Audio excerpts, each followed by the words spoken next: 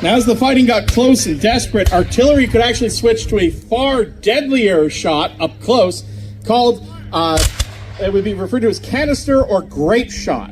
Imagine, if you will, a burlap sack or a tin can that's filled with iron musket balls. When you would fire the gun, you have turned it into a giant shotgun. You would send this huge spray out towards the enemy, usually within 300 yards of your position, sometimes even closer.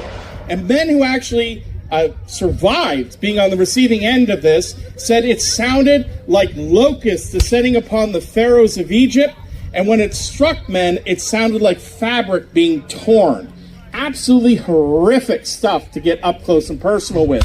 This is one of the reasons why Dearborn was so cautious. A well-prepared defensive position with artillery firing canister could decimate his troops, and he did not want to have another loss to his name.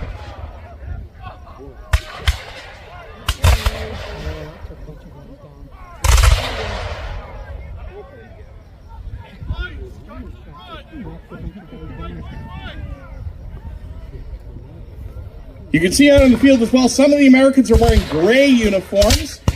The Americans suffered a supply shortage throughout the War of 1812 that never really was rectified. As I mentioned, blue is the color of the army, but in 1812, their blue dye was cut off because they had declared war on their blue dye supplier. So as the war progressed, blue dye got more and more expensive. By 1814, it was 15 times its pre-war price. So a lot of troops had to make do without the regular blue uniforms. So there are a record of men fighting here at Fort George wearing brown uniforms, black uniforms, green uniforms, white uniforms, whatever they could get their hands on. The most famous, though, is the gray uniform. In 1814, General Winfield Scott had an entire brigade of American troops who were issued these gray work jackets, and they hated them. They derisively referred to them as slave jackets. It's something you would wear to work in the stable. It's not something a soldier would wear.